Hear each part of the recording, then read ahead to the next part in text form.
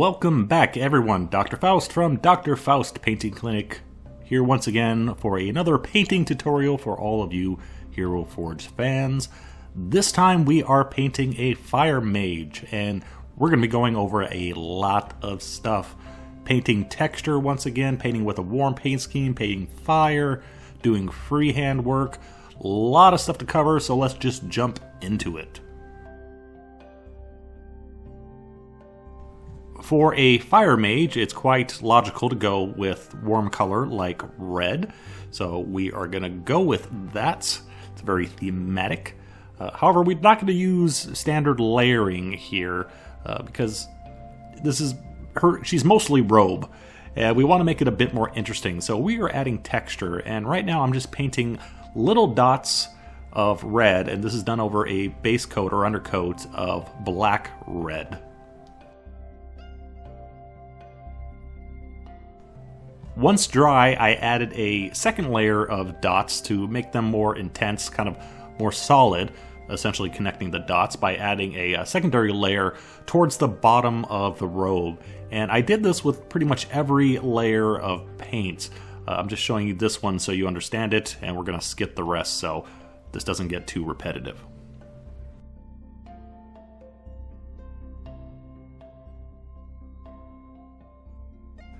This is an extremely easy to do stippling technique. We're not using layers, which takes a lot of practice to learn. We are just doing dots. And we are starting off with our red, and we're going to be mixing in lighter color reds and basically just dotting over the dots we already did, adding those lighter color reds as we move further down to the hem of our robe.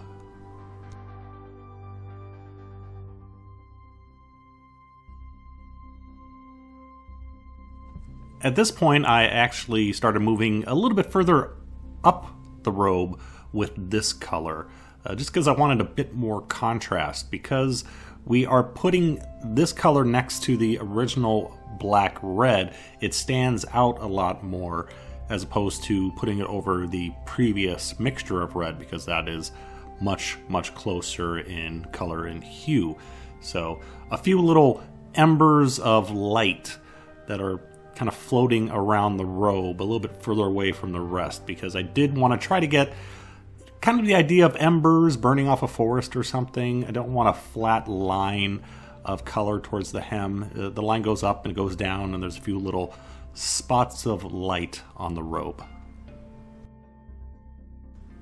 And also, no, it's not your monitor. Unfortunately, I accidentally hit and changed the temperature of my desk lamp, and I didn't notice it, so color is going to be a little bit off for the next few scenes. I apologize for that.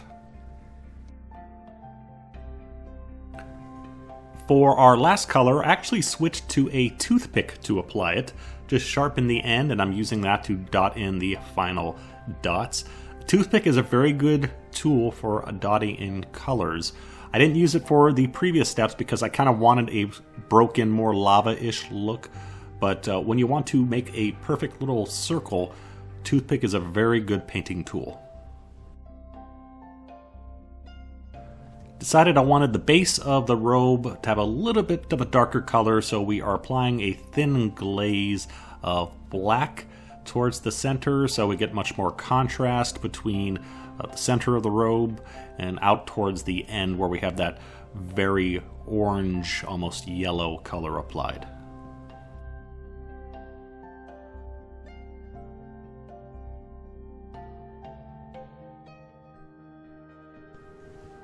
For her inner robe, we are going to go with yellow, once again, another warm color, though I wanted a bit more golden than yellow, so we're going to start with leather brown and try to work up to a pale yellow. This is a good time to once again bring up color theming on a miniature. I keep referring to warm colors. If you don't know what that is, warm colors are red, orange, yellow. Cool colors are green, blue, and violet. And we have a fire mage here. We're using warm colors because it naturally fits well with our theme of, well, fire. Now, that is not to say that you cannot use cool colors when painting a fire-orientated mage, wizard, or whatever. However, reds lend themselves very well, warm colors lend themselves very well to the theme. But we could do this in green or blue or what have you, but it wouldn't be a thematic warm color, fire color throughout the entire miniature.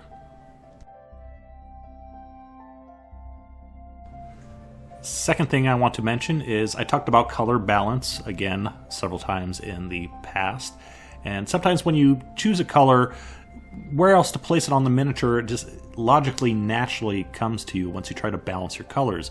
I start off by painting the lower part of her dress with this golden yellow, and to balance that color out, it's natural to put it on the end of the sleeves as well, so we don't have a bunch of yellow on the bottom of the miniature and none on the top.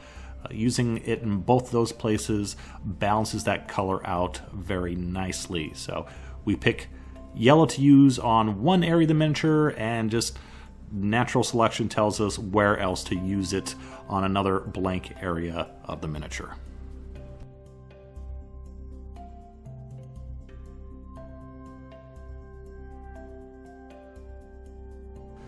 Alright, let's do some freehand. For that we are using German Grey, nice charcoal color, nice smoky color, see? Fits in with the scheme. And we have some glaze medium mixed in with it to slow the drying time so we can fix any mistakes that I make. And we're just kind of doing a swirly sort of smoke pattern here. And you just want to kind of do a rough line, and then you can fill it out a little bit later to make your line nice and smooth. If you're following along exactly what I'm doing here, you don't want your first lines to be the smallest you can possibly make. Make them a little bit thicker because we're actually going to put in a secondary color and highlight it. So we don't want to use the smallest brush we have because we're going to need a smaller brush for this spot.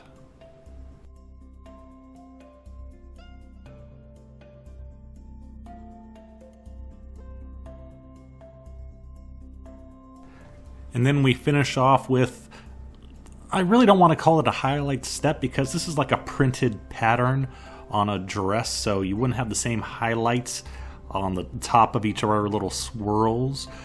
But it does look a bit more dynamic, so you can follow the folds on the clothing itself, or you can highlight each little swirl, whatever your hand painted pattern is. It's kind of up to you.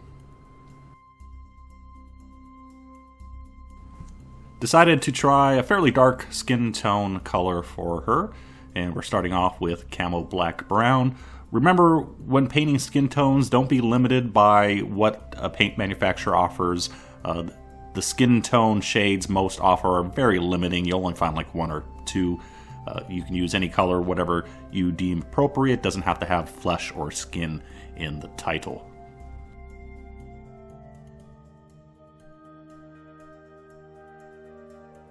Also, remember, you can tweak a skin tone quite a bit just by changing out one color. For example, with this figure, if we wanted to make the skin just a little bit lighter, we could skip the Camo Black Brown, start off with just leather brown, and then work up to the highlight of straight English uniform, and then just add one more highlight to it. Maybe a golden brown, could be a beige brown might work. So just switching out one color, basically moving one step up or one step down in a direction to make the skin lighter or darker in tone is quite easy. Once you figure out your main recipe, you can adjust it whichever direction you would like.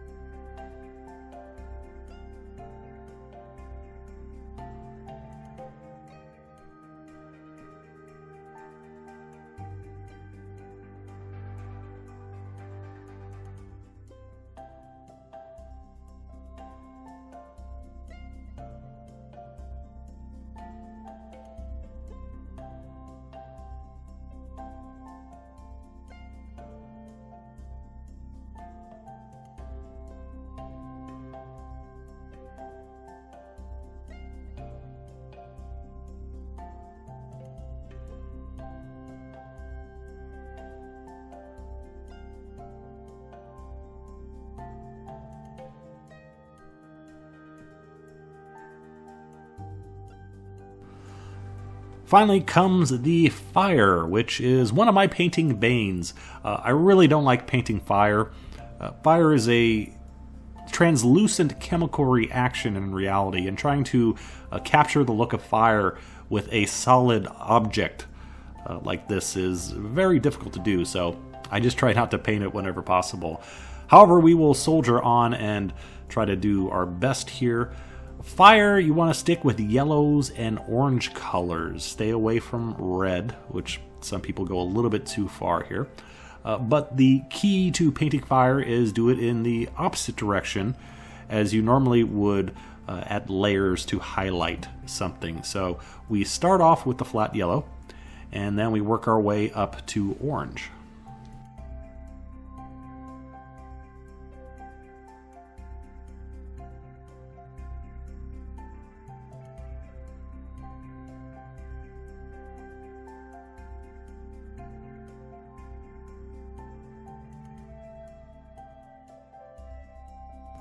As you can see, the process is basically the same as if we were layering anything, except for working up to a darker color that instead of working up to a lighter color.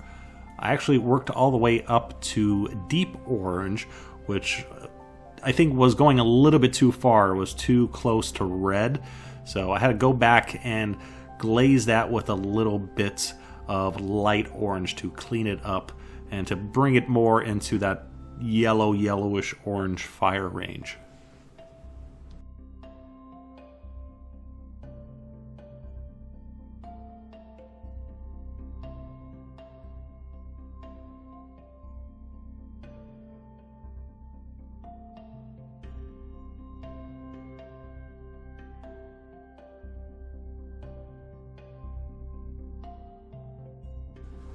The last step is to go back with a little bit of thinned whites, put that in the deepest recesses so we get that, the white hot look towards her hands. So we go from white to yellow to a light orange color, and that is our flame.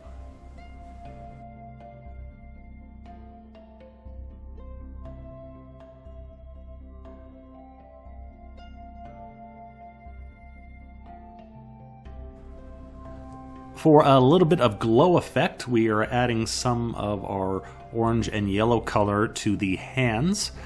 Just a little bit. I don't want them to be pure yellow or white. I initially planned to do a little bit of this color on the robes as well. However, because we painted a texture and because those areas are yellow and red, it just doesn't lend itself very well for painting a orange yellow glow effect, so I had to skip it and just do it on the hands.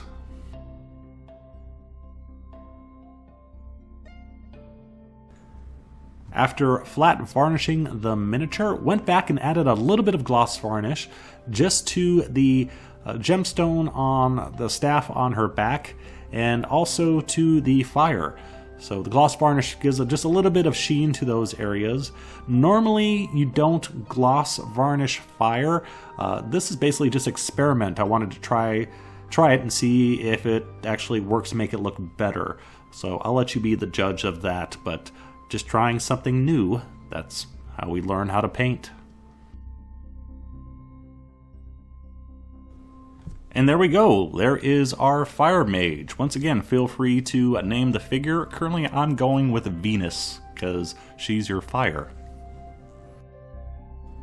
So we took a fairly flat area on the miniature and made it much more interesting by adding a little bit of texture.